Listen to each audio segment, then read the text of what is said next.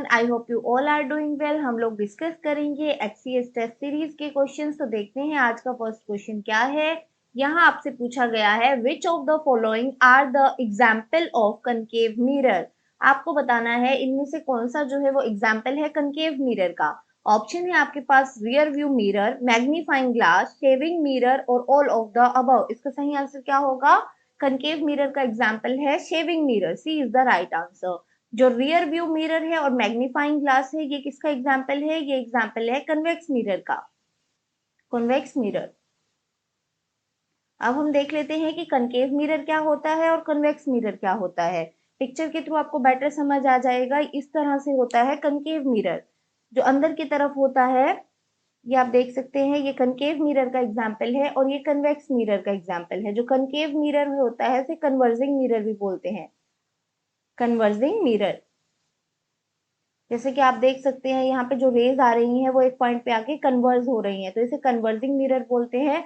और जो कन्वेक्स आपका होता है, कन्वेक्स मिरर होता है, उसको डाइवर्जिंग मिरर बोलते हैं, डाइवर्जिंग मिरर। यहाँ पे आप देख सकते हैं कि जो रेज हैं वो डाइवर्ज हो रही हैं, इसको डाइवर्जिंग मिरर बोलते हैं। ये बाहर की तरफ होता है। अब हम इसके एक्सप्लेनेशन भी देख लेते हैं। जो कनकेव मिरर है उसे कन्वर्जिंग मिरर भी बोला जाता है, क्योंकि यहाँ पे जो लाइट है वो रिफ्लेक्ट करती है सरफेस से और बल्ज करती है इनवर्ड। ये इनवर्ड की तरफ बल्ज होता है, ये आप देख ही सकते हैं इनवर्ड ये बल्ज है। और इसका एग्जाम्पल क्या है? एग्जाम्पल अभी हमने देखा है कि शेविंग के लिए ये यूज होता है, डेंटिस्ट इसका यूज करते हैं, ईएनटी डॉक्टर इसका यूज करते हैं, एयरक्राफ्ट लैंडिंग में इसका यूज होता है टू गाइड द एयरप्लेन, और टॉर्च में भी इसका यूज किया जाता है to reflect the light rays. उसके बाद हम कुछ एग्जाम्पल देख लेते हैं कन्वेक्स मिरर के, वो भी पूछे जा सकते हैं। जो कन्वेक्स मिरर है, जैसे कि मैंने आपको बताया, वो डाइवर्जिंग मिरर भी होता है। और इसमें कैसे होता है, या इस मिरर में जो है लाइट डाइवर्ज होती है when they strike on the reflecting surface. Reflecting surface पे जब वो स्ट्राइक करती है, ये पिक्चर के थ्रू मैंने आपको दिखाया था, जब वो जो है रिफ्लेक्ट करेगी फेस से टकराने के बाद जो है वो रिफ्लेक्ट बैक करती है। ये एग्जाम्पल होता है कन्वेक्स का। और कन्वेक्स के बेटर एग्जाम्पल हम देख लेते हैं। इसका एग्जाम्पल है magnifying glass, rear view mirror in the vehicle, telescope. ये सब कन्वेक्स मिरर के एग्जाम्पल है। जैसे आप रियर व्यू मिरर जो होते हैं उन पे लिखा भी देख सकते हैं कि object in the mirror are closer than they appear. क्योंकि यहाँ पे जो है कन्वेक्स मिरर जो है वो कैसी इमेज बनाता है? वो वर्चुअल, इरेक्ट और डेमिनिश्ड इमेज बनाता है, मीन छोटी इमेज बनती है कन्वेक्स मिरर में। Now move to the next question. अब हम नेक्स्ट क्वेश्चन देखते हैं। नेक्स्ट में आपसे पूछा गया है which of the following factor affect friction. निम्न में से कौन से कारक घर्षण को प्रभावित करते हैं? फ्रिक्शन पे किसका इफेक्ट पड़ता है? फर्स्ट ऑप्शन है नॉर्मल फोर्स का, मटेरियल का, सरफेस एरिया का, या फिर दोनों का फर्क पड़ता है। तो इसका सही आंसर हो जाएगा नॉर्मल फोर्स का भी इफेक्ट पड़ता है, और मटेरियल, किस मटेरियल का ऑब्जेक्ट बना हुआ है उसका भी फर्क पड़ता है, लेकिन सरफेस एरिया का इफेक्ट नहीं होता है फ्रिक्शन पे। तो सही आंसर हो जाएगा D, both A and B. D is the right answer. Now move to the next question. Next में आपसे पूछा गया है which of the following is or are the example of physical change. Physical change के example आपसे पूछा गया है। फर्स्ट है melting of ice, crystallization, souring milk, और बोथ ए एंड बी। इसका सही आंसर क्या होगा? मैं आपको हिंट दे देती हूँ। जो फिजिकल चेंज है वो रिवर्सेबल प्रोसेस होता है, रिवर्सेबल। तो आप समझ ही गए होंगे, इसका सही आंसर डी है, बोथ ए एंड बी। क्योंकि मेल्टिंग ऑफ आइस भी दोबारा से क्या हो सकती है? आइस बन सकती है, तो ये रिवर्सेबल प्रोसेस है। सिमिलरली क्रिस्टलाइजेशन, एक बार क्रिस्टलाइजेशन हो गया तो वो डीक्रिस्टलाइज भी हो सकता है। लेकिन सॉरिंग ऑफ मिल्क, दूध एक बार खट्टा हो गया तो वो नॉर्मल मिल्क नहीं हो सकता है। तो ये फिजिकल चेंज का एग्जाम्पल नहीं है। फर्स्ट और सेकेंड मीन्स ए और बी जो है वो रिवर्सिबल है, और ये एग्जाम्पल है फिजिकल चेंज के। तो डी इसका सही आंसर होगा। एक बार हम एक्सप्लेनेशन भी देख लेते हैं। वैसे सेम ही चीज मेंशन है एक्सप्लेनेशन में। जो फिजिकल चेंज होता है वो एक रिवर्सेबल प्रोसेस होता है, और कोई भी नया सब्सटेंस उसमें नहीं बनता है। No new substance is formed. इसका एग्जांपल है मेल्टिंग ऑफ आइस, क्रिस्टलाइजेशन। और जो सॉरिंग ऑफ मिल्क है वो किसका एग्जांपल है? वो केमिकल चेंज का एग्जांपल है। Now move to the next question. Next में पूछा गया है which of the following is known as artificial silk. हाँ जी बताइए, इनमें से किसे जो है आर्टिफिशियल सिल्क के नाम से जाना जाता है? Options are nylon, rayon, polyester, acrylic. तो इसका सही आंसर क्या हो जाएगा? आर्टिफिशियल सिल्क जो है वो बोला जाता है रायोन को। बी इसका सही आंसर है। इसकी एक्सप्लेनेशन हम देखते हैं। इसके एक्सप्लेनेशन में मेंशन है कि जो रायोन है उसे ऑब्टेन किया जा सकता है केमिकल ट्रीटमेंट करके वुड पल्प का। ओके, और इसे क्या बोला जाता है, रायोन को आर्टिफिशियल सिल्क बोला जाता है। ऑल्दो इसे ऑब्टेन किया जाता है नेचुरल सोर्स से, जैसे कि हमने देखा वुड पल्प से इसे ऑब्टेन किया जाता है, स्टिल इसे आर्टिफिशियल फाइबर बोला जाता है। Now move to the next question. यहाँ आपसे पूछा गया है which of the disease are spread through water, इनमें से कौन सी डिजीज जो है वो वाटर के थ्रू स्प्रेड करती है। ऑप्शन ए है कोलेरा, डाइजेंट्री, जॉन्डिस और ऑल ऑफ द अबव। तो इसका सही आंसर क्या होगा, हैजा, पैचिस, पीलिया या फिर अप्रोक्स सभी। तो इसका सही आंसर हो जाएगा ये सभी जो है वाटर के थ्रू स्प्रेड करती हैं, all of the above is the right answer, D इसका सही आंसर हो जाएगा। वाटर पोल्यूशन जो होता है उसकी वजह से क्या क्या हो सकता है, वाटर पोल्यूशन की वजह से जो है डेथ ऑफ एक्वेटिक एनिमल होती है, डिसरप्शन होता है फूड चेन के अंदर, और उसके साथ साथ काफी सारे डिजीज भी जो है बोर्न होती है, जैसे कि जॉन्डिस, कोलेरा, ट्यूबरक्लोसिस, डाइजेंट्री, डायरिया, ये सब जो है वाटर की वजह से होती है, पोल्यूटेड वाटर की वजह से ये सब डिजीज होती हैं। Now move to the next question. यहाँ आपसे पूछा गया है which of the following are the example of ionising radiation, radio active, बताइए आयोनाइजिंग रेडिएशन का कौन सी जो है एग्जाम्पल है यहाँ पे, cosmic rays, X rays, radio waves और बोथ ए एंड बी। इसका सही आंसर हो जाएगा कॉस्मिक रेज और एक्स रेज, दोनों ही आयोनाइजिंग रेडिएशन के एग्जाम्पल है, so D is the right answer. और रेडियो वेव किसका एग्जाम्पल है, ये नॉन आयोनाइजिंग का है, नॉन आयोनाइजिंग। इसके एक्सप्लेनेशन हम देख लेते हैं। एक्सप्लेनेशन में मेंशन है जो आयनाइजिंग रेडिएशंस होती हैं उसमें इंक्लूड होता है एक्सरे, कॉस्मिक रेज और उसके साथ साथ एटॉमिक रेडिएशन, वेयर एज जो नॉन आयनाइजिंग रेडिएशंस है उसमें आती है रेडियो वेव्स और microwaves. Okay, now move to the next question. Next में पूछा गया है which of the following factors are directly proportional to the amount of wind power generated. Directly proportional पूछा गया है, कौन से फैक्टर है जो डायरेक्टली प्रोपोर्शनल है amount of wind power generated के। ऑप्शंस में है wind speed, blade radius, air density और ऑल ऑफ द अबव। तो इसमें सभी के सभी जो है वो डायरेक्टली प्रोपोर्शनल है to the wind power generated, wind speed भी, ब्लेड रेडियस और एयर डेंसिटी, तीनों ही। तो ऑल ऑफ द अबव इसका सही आंसर हो जाएगा, D is the right answer. जैसे कि आप एक्सप्लेनेशन में देख सकते हैं जो जिन फैक्टर्स का इफेक्ट होता है इलेक्ट्रिसिटी जनरेशन में फ्रॉम विंड एनर्जी, वो है blade radius of wind turbines, wind speed and air density. तो all the factor are directly proportional to the amount of electricity generated. Now move to the next question. यहाँ आपसे पूछा गया है the impact assessment agency of environmental impact assessment is, बताइए impact assessment agency पूछी गई है इन्वायरमेंटल इम्पैक्ट असेसमेंट की, तो वो कौन सी है। Options are the ministry of environment and forest, state pollution control board और बोथ ए एंड बी और नन ऑफ द अबव। इसका सही आंसर है ये असेसमेंट की जाती है ministry of environment and forest के द्वारा, तो ए इसका सही आंसर हो जाएगा। Now move to the next question. Next में पूछा गया है consider the following statement regarding territorial limit of legislative power of the centre and the state. यहाँ पे कुछ स्टेटमेंट्स दी गई हैं किसके रिगार्डिंग, टेरिटोरियल लिमिट्स के regarding, legislative powers of centre of state के रिगार्डिंग ये स्टेटमेंट है। तो देख लेते हैं। फर्स्ट स्टेटमेंट पूछी गई है the territory of India include only the union territory. क्या टेरिटरी ऑफ इंडिया में सिर्फ और सिर्फ यूनियन टेरिटरी आती है, नहीं, ये स्टेटमेंट आपकी हो जाएगी रॉन्ग। वैसे भी एक्सट्रीम स्टेटमेंट है ओनली, यहाँ पे आपको केयरफुल हो जाना है जहाँ पे एक्सट्रीम स्टेटमेंट होती है। जो टेरिटरी ऑफ इंडिया है, टेरिटरी ऑफ इंडिया में जो है यूनियन टेरिटरी भी आता है, स्टेट्स भी आती है और कोई एक्स्ट्रा टेरिटरी जो इंडिया के पास है वो भी आएगी, एक्स्ट्रा टेरिटरी जो एक्वायर की गई है गवर्नमेंट ऑफ इंडिया के द्वारा, acquire by government of India, ये सब जो है आता है टेरिटरी ऑफ इंडिया के अंडर। और यूनियन ऑफ इंडिया में क्या आएगा, the union of India include both state and UT. क्या यूनियन ऑफ इंडिया में दोनों आते हैं, स्टेट और यूटी दोनों आते हैं, तो ये भी स्टेटमेंट रॉन्ग है। यूनियन ऑफ इंडिया में जो है सिर्फ स्टेट्स आती हैं, ओके, सिर्फ स्टेट्स आएंगी, यूटी नहीं आती है, तो सेकेंड स्टेटमेंट भी रॉन्ग हो जाएगा। थर्ड है जो पार्लियामेंट है, parliament is empowered to make extra territorial law, कि जो संसद है वो एक्स्ट्रा टेरिटोरियल लॉ बना सकता है। एक्स्ट्रा टेरिटोरियल लॉ का मतलब क्या है, एक्स्ट्रा टेरिटोरियल लॉ का मतलब है कि जैसे कोई इंडियन सिटीजन है वो इंडिया में ना रहकर वर्ल्ड के किसी भी कोने में रहता है, उसके रिगार्डिंग भी जो है पार्लियामेंट लॉ बना सकती है, उसके रिगार्डिंग और उसकी प्रॉपर्टी के रिगार्डिंग। ओके, वो इंडियन सिटीजन के ऊपर लागू होंगे चाहे वो बाहर भी रहता है। एक्स्ट्रा टेरिटोरियल लॉ का मतलब ये है। तो ये स्टेटमेंट बिल्कुल सही है, बिल्कुल पार्लियामेंट ऐसा लॉ बना सकती है। तो यहाँ पे पूछा गया है इनकोरेक्ट, आपसे पूछा गया है कौन सी स्टेटमेंट जो है वो इनकोरेक्ट है। तो फर्स्ट एंड सेकंड स्टेटमेंट जो है वो गलत है, थर्ड बिल्कुल सही है। तो सही आंसर क्या हो जाएगा? ए इसका सही आंसर होगा। Now move to the next question.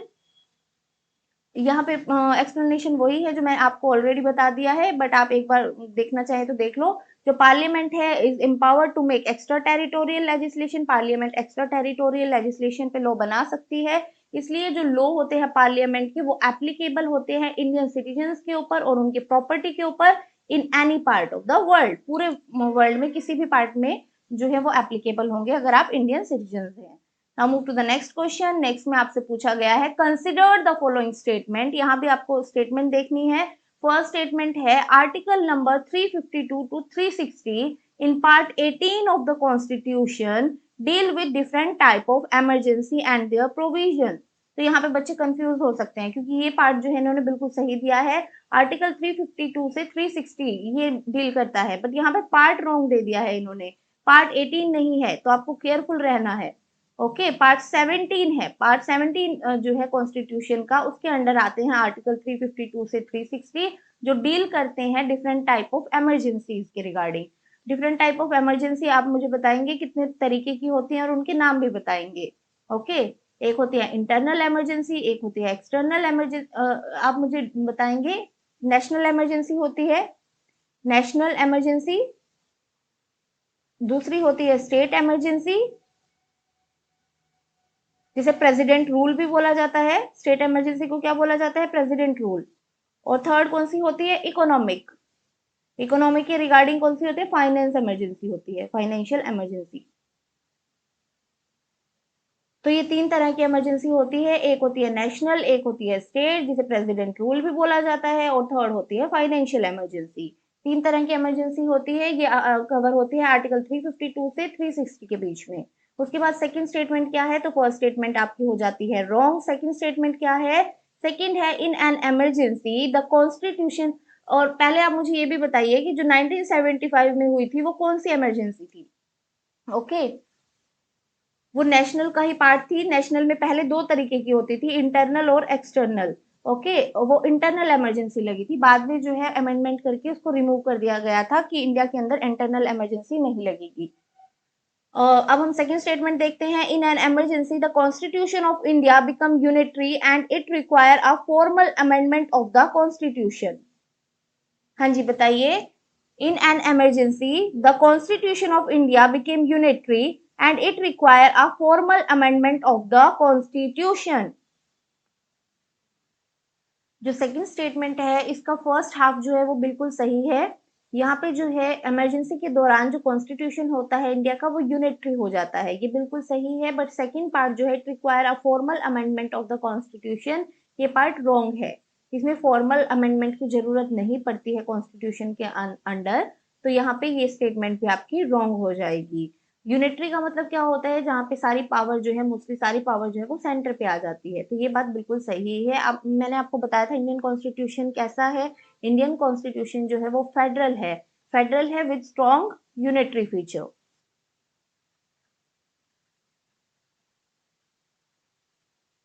But emergency के टाइम पे क्या हो जाता है? इमरजेंसी के टाइम पे जो कॉन्स्टिट्यूशन है इंडिया का वो यूनिटरी हो जाता है। Now move to the next statement. इस स्टेटमेंट में पूछा गया है emergency under article 360 is known as state emergency. कि जो इमरजेंसी आती है आर्टिकल 360 में उसे स्टेट इमरजेंसी बोला जाता है, ये रॉन्ग है। 360 आर्टिकल के अंडर आती है फाइनेंशियल इमरजेंसी, फाइनेंशियल इमरजेंसी। आप बताएंगे कि स्टेट इमरजेंसी जो है वो कौन से आर्टिकल के अंडर आती है? तो थर्ड स्टेटमेंट भी रॉन्ग हो जाती है और आपसे इनकोरेक्ट स्टेटमेंट पूछी गई है, तो तीनों ही इनकोरेक्ट हैं। इसका सही आंसर होगा डी। एक बार हम इसकी एक्सप्लेनेशन देख लेते हैं। जो फर्स्ट है, जैसे कि मैंने आपको ऑलरेडी बताया है, आर्टिकल 352 से 360 जो है वो पार्ट 17 में आते हैं, वो पार्ट 18 में नहीं आते हैं, इसलिए फर्स्ट स्टेटमेंट रॉन्ग थी। सेकंड में इमरजेंसी पे जो क्या होता है, जो कॉन्स्टिट्यूशन होता है इंडिया का वो फेडरल से यूनिटरी हो जाता है। तो फर्स्ट हाफ जो है वो बिल्कुल सही था। सेकंड हाफ में बोला गया था कि फॉर्मल अमेंडमेंट चाहिए होती है कॉन्स्टिट्यूशन में, तो ऐसा नहीं होता है, does not require. Okay, third statement थी कि जो इमरजेंसी है अंडर आर्टिकल 356 होती है स्टेट इमरजेंसी, और वहां दिया गया था कि 360 के अंडर स्टेट इमरजेंसी होती है, इसलिए वो रॉन्ग हो गया था। 360 के अंडर होती है financial emergency. Now move to the next question. Next में पूछा गया है which was the first name of Haryana. Haryana का पहला नाम क्या था? ऑप्शंस आर बहुधान्य, ब्रह्मव्रत, दिलिक और नन ऑफ दीज। तो इसका सही आंसर हो जाएगा first name of Haryana was Brahmavrat, B इसका सही आंसर होगा। इसकी हम एक्सप्लेनेशन देखते हैं।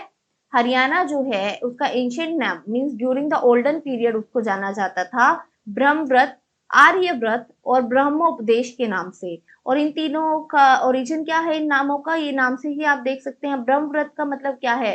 ये ब्रह्मव्रत रखा गया था on the emergence of Brahma Lord on the land of Haryana, कि जो ब्रह्मा लॉर्ड है, लॉर्ड ब्रह्मा है, उनकी एमरजेंस हुई थी इस लैंड पे, इसलिए उसे ब्रह्मव्रत भी बोला जाता है। सेकेंड, आर्यव्रत क्यों बोला जाता है? क्योंकि ये अबोर्ड ऑफ आर्याज माना जाता है, इसलिए इसे आर्यव्रत भी बोला जाता है। और यहाँ इसे होम माना जाता है preaching of Vedic cultures and other rites, that's why it's also known as Brahmopadesha. Okay, now move to the next question. Next में पूछा गया है which ancient place is in Fatehabad district. इनमें से जो है फतेहाबाद डिस्ट्रिक्ट में पूछा गया है एंशियंट प्लेस है जो फतेहाबाद डिस्ट्रिक्ट में आता है, तो इसका सही आंसर क्या होगा? Options are Banawali, Rakhigarhi, Naurangabad, Agroha. इसका सही आंसर है बनावली। बनावली जो है वो फतेहाबाद डिस्ट्रिक्ट में आता है, राखीगढ़ी आता है हिसार में, अग्रोहा भी आता है हिसार में। आप मुझे बताएंगे कि नौरंगाबाद कहाँ पे आता है। Now move to the next question. Next में हम देख लेते हैं। नेक्स्ट में पूछा गया है remains of Karan fort have been found at. बताइए करण के किले के अवशेष जो है वो किस स्थान पर प्राप्त हुए हैं? ऑप्शंस आर मिथाथल, थानेसर, कलायत और पिंजौर। इसका सही आंसर है ये रिमेन पाए गए हैं थानेसर में। थानेसर जो है ओल्ड कुरुक्षेत्र सिटी को जो है थानेसर बोला जाता है, तो इसका सही आंसर है B. Now move to the next question. Next में पूछा गया है Haryana is what part of area of the entire country. पूरे कंट्री का कितना एरिया जो है हरियाणा के अंदर है? ऑप्शंस आर 1.34%, 1.5%, 2% और 1.4%। इसका सही आंसर है 1.34%। ओके, एक्सप्लेनेशन देख लेते हैं हम इसकी। जो ज्योग्राफी है हरियाणा की, हरियाणा एक लैंडलॉक स्टेट है। लैंडलॉक स्टेट का मतलब है कि ओशियंस के साथ, सी के साथ जो है ये अपनी बाउंड्री शेयर नहीं करता है, ये एक लैंडलॉक स्टेट है। और कहाँ आती है? ये आती है नॉर्थ वेस्टर्न रीजन में इंडिया के। और यहाँ पे जो है 1.34% टोटल ज्योग्राफिकल एरिया जो कंट्री का है उसका 1.34% जो है हरियाणा है। और ये जो है सराउंडेड है कौन कौन सी स्टेट से बाउंड्री शेयर करता है? हिमाचल के साथ शेयर करता है नॉर्थ में, राजस्थान के साथ शेयर करता है साउथ में, उत्तराखंड है नॉर्थ ईस्ट में, यूपी और दिल्ली है ईस्ट में, और पंजाब है नॉर्थ वेस्ट में। हम मैप के थ्रू देख लेते हैं तो बेटर हम समझ पाएंगे। ये है हरियाणा का मैप और यहाँ आप देख सकते हैं हरियाणा बाउंड्री शेयर करता है पंजाब के साथ नॉर्थ की साइड में, राजस्थान के साथ वेस्ट में, और ये है वेस्ट एरिया और ये है साउथ एरिया। तो वेस्ट और साउथ में राजस्थान के साथ बाउंड्री शेयर करता है, ईस्ट में ये बाउंड्री शेयर करता है उत्तर प्रदेश और दिल्ली के साथ, और नॉर्थ में ये बाउंड्री शेयर करता है हिमाचल प्रदेश के साथ, और नॉर्थ ईस्ट में ये बाउंड्री शेयर करता है उत्तराखंड के साथ। Okay, now move to the next question. Next में पूछा गया है अरावली हिल्स के regarding. Aravali hills are present in which part of Haryana. Aravali की पहाड़ियां जो है वो हरियाणा के किस क्षेत्र में स्थित हैं? ऑप्शंस आर मेवात, कुरुक्षेत्र, सिरसा और हिसार। मैंने आपको ऑलरेडी बताया था जो अरावली हिल्स है वो साउथ में आती हैं, हरियाणा के साउथ में है अरावली हिल्स। तो इसका सही आंसर क्या होगा? इसका सही आंसर होगा मेवात, क्योंकि कुरुक्षेत्र है वो नॉर्थ में आता है और सिरसा और हिसार जो है वो वेस्ट हरियाणा में आते हैं। तो इसका सही आंसर हो जाएगा मेवात। आप मैप में भी देख सकते हैं इन सब की लोकेशन कहाँ पे है। ये है सिरसा, सिरसा जो है वो वेस्ट में आता है हरियाणा के, और ये है हिसार, ये भी वेस्ट में आता है। और ये इसका सर्दर्न पार्ट है जहाँ पे जो है अरावली रेंज आती है। अरावली रेंज जो है वो हरियाणा के भिवानी में पड़ती है। महेंद्रगढ़, रेवाड़ी, गुरुग्राम, मेवात, पलवल, फरीदाबाद, इन सब से जो है अरावली रेंज जो है इन एरिया में आती है। और आप देख सकते हैं कुरुक्षेत्र ये नॉर्थ में है, तो ये तीनों जो है आंसर नहीं होंगे। इसका सही आंसर क्या होगा? इसका सही आंसर है मेवात। मेवात सही आंसर हो जाएगा। और जो अरावली हिल्स हैं वो कौन कौन से स्टेट में है? ये है गुजरात में, राजस्थान में और सर्दर्न हरियाणा में। Okay, Aravalis are extended from Gujarat, Rajasthan up to southern Haryana. Now move to the next question. Next question में पूछा गया है Tughlaq ruler Firoz Shah Tughlaq establish which town?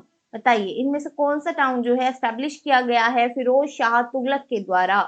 Options are Tohana, Hansi, Siwani और फतेहाबाद। इसका सही आंसर है फतेहाबाद। इन्होंने जो है बहुत सारे टाउन एस्टैब्लिश किए थे दिल्ली के आसपास में। हम उन सभी टाउन की नेम देख लेते हैं।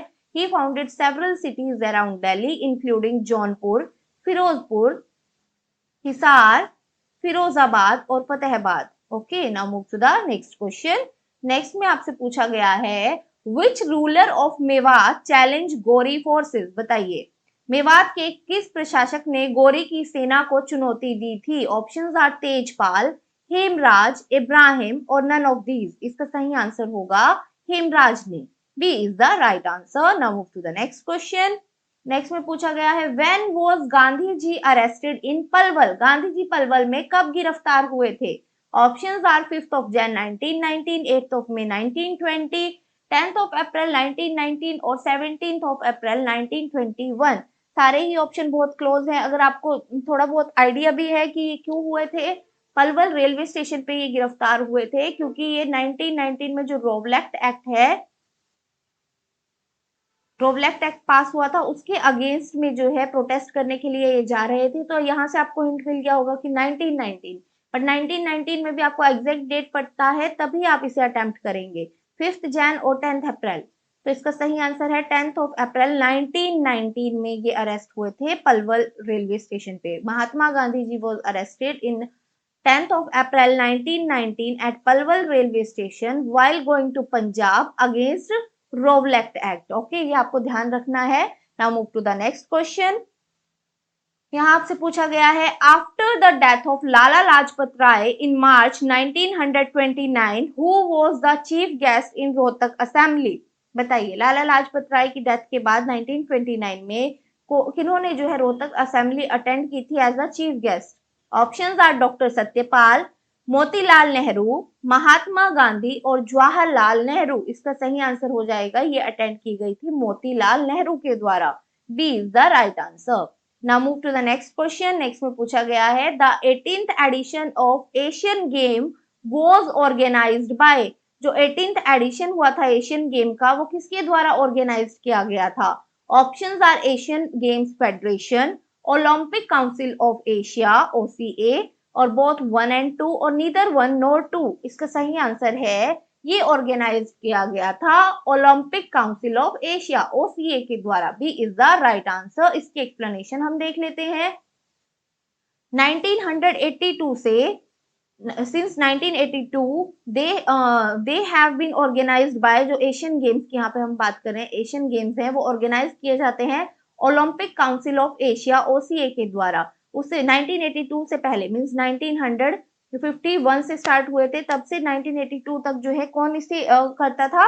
Asian game federation. लेकिन after the breakup of the Asian game federation from 1982 ये ऑर्गेनाइज किए जाते हैं ओलंपिक काउंसिल ऑफ एशिया के द्वारा। And the game are recognized by, और जो ये एशियन गेम है इनको रिकॉग्नाइजेशन मिला हुआ है by the International Olympic Committee. Okay, now move to the next question.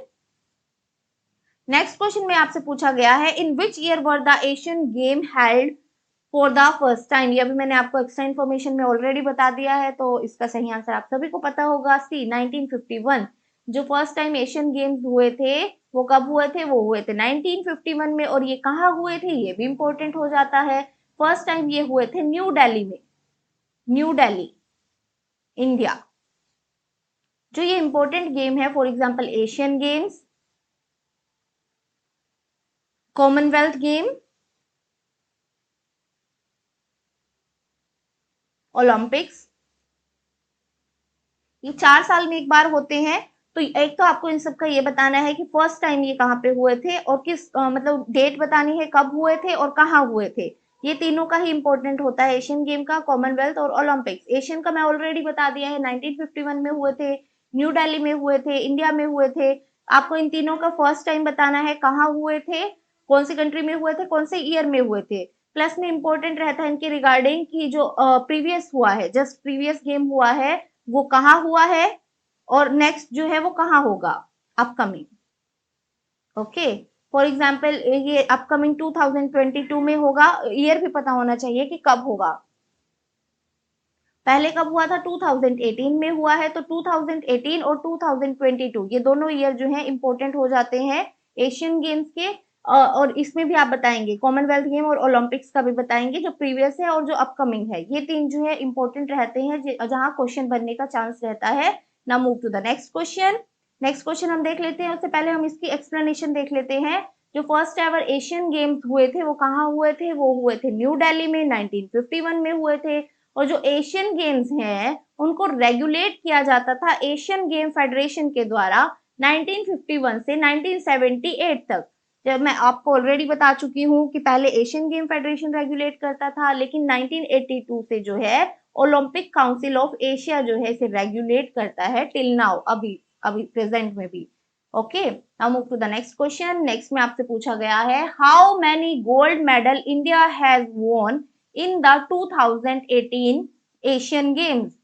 Okay, बताइए 2018 के एशियन गेम्स में इंडिया ने कितने गोल्ड मेडल जीते थे। Options are 30 medal, 24 medal, 15 medal और 16 मेडल।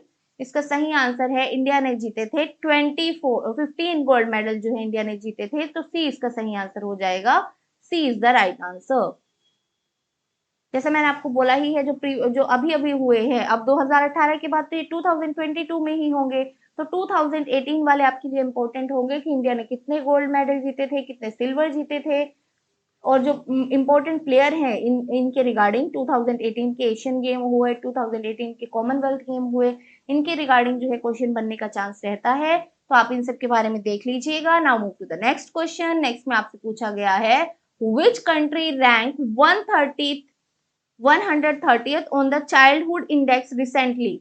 रिसेंटली मीन्स ये डाटा जो है रिसेंटली 2020 में रिलीज हुआ था, तो वहां आपसे पूछा गया है 130th रैंक पे जो है कौन सी कंट्री थी। Options R India, Iran, Iraq और सऊदी अरेबिया। तो इसका सही आंसर है इंडिया।